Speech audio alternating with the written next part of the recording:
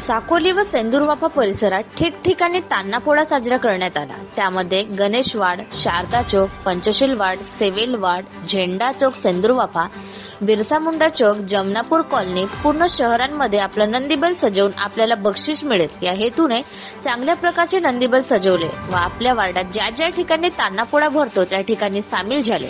त्या परिसरातील प्रतिष्ठित नागरिक, पत्रकार, सामाजिक कार्यकर्ते, वार्ड मेंबर सर्व सहभागी झाले व उत्साहात तान्हापोळा साजरा करण्यात आला।